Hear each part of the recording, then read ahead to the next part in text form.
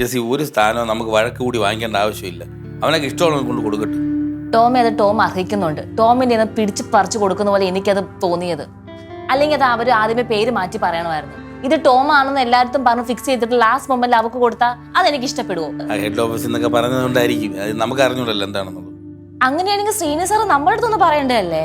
അത് ശരിയാണ്. ശ്രീനി സാറെങ്കിൽ നമ്മളടുത്ത് പറയായിരിക്കുമോ? എനിക്കെന്തോ എന്തോ നിയമമാണ്. ഞാൻ ശ്രീനി സാർ ഒന്ന് വിളിക്കാം. ഇല്ല, എന്താ നമ്മൾ ഇവിടം വരെ എത്തിയല്ലോ.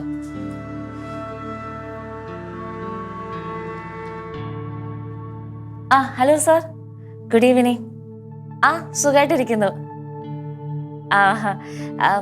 അതെ, ഞാൻ പ്രോജക്റ്റിന്റെ കാര്യം പറയാൻ വേണ്ടി വിളിച്ചതാണ്. പുതിയ പ്രോജക്റ്റ് തുടങ്ങുമല്ലേ, അപ്പൊ അതിൽ ചെറിയൊരു കൺഫ്യൂഷൻ. അല്ല, സാറ് പറഞ്ഞു നമ്മുടെ ടോമിനെ ലീഡ് ആക്കണ്ട, ഇനി അടുത്തത് അമേയ മതി ടീം ലീഡായിട്ടെന്ന്.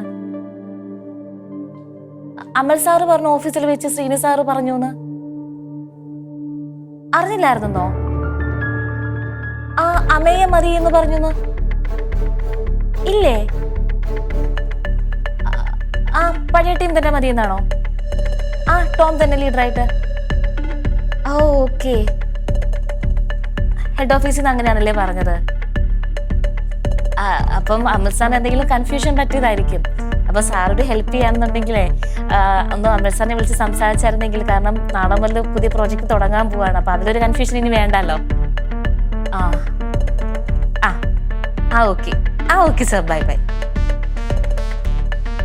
ടോമേ, ശ്രീനി സാർ ഒന്നും അറിഞ്ഞിട്ടില്ലെന്ന്. ശ്രീനി സാറ് പറഞ്ഞ ടോം തന്നെ മതി ടീം ലീഡർ ആയിട്ടെന്ന്. എനിക്കറിയത്തില്ല. അവിടെ പഠിച്ച കള്ളനാണെന്നേ. ആ സംസാരത്തിൽ എനിക്ക് എന്തോ ഒരു വശപ്പശക്ക് തോന്നിയതാ. അതുകൊണ്ട് ഞാൻ ഇത്രയൊക്കെ സംസാരിച്ചത്. എന്തായാലും കർത്താവായിട്ടാ ഇങ്ങനെയൊക്കെ എത്തിച്ചത്. ഇല്ലെങ്കിൽ നമ്മൾ അറിയാവോ? ശ്രീനി സാറ് പറഞ്ഞത് പഴയ ടീം ലീഡർ പോലെ തന്നെ ടോം തന്നെ മതി. സാർ ആരുടെ പേര് പറഞ്ഞിട്ടില്ലെന്ന്. ഹെഡ് ഓഫീസിൽ നിന്നും ടോമിന്റെ പേര് തന്നെ പറഞ്ഞതെന്ന്.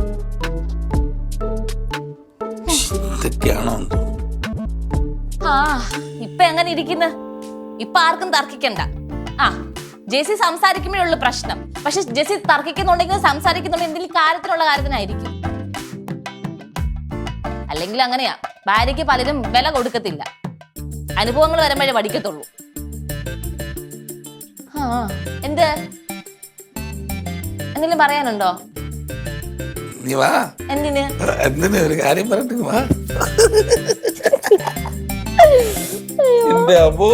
എന്റെ ചട്ടപ്പി കല്യാണം നിന്നെ കൊണ്ട് നിവർത്തിയില്ലല്ലോ. നിന്നെ കൊണ്ട് അങ്ങനെ അങ്ങ് വിട്ടു കൊടുക്കാൻ പറ്റുമോ? നമ്മൾ എത്ര കഷ്ടപ്പെട്ടാണ് ഇവിടെ വരെ എത്തിയത്. എന്തായാലും നമ്മള് ജയിച്ചല്ലോ, തോറ്റൊന്നുമില്ലല്ലോ. നാളെ കാണിക്കാം എന്തായാലും. അമ്മയെ ഇതൊന്നും അറിഞ്ഞിട്ടില്ല. നാളെ അവൾ ഓഫീസിൽ വരുമ്പോ ഈ കാര്യങ്ങളൊക്കെ അറിയുമ്പോഴേ അവളുടെ ഫേസിലെ എക്സ്പ്രഷൻ മറന്ന് എനിക്ക് നേരിട്ട് കാണും. എങ്കിലും എന്റെ ചട്ടമ്പ കല്യാണി നീ അടികൂടി ജയിച്ചതല്ലേ.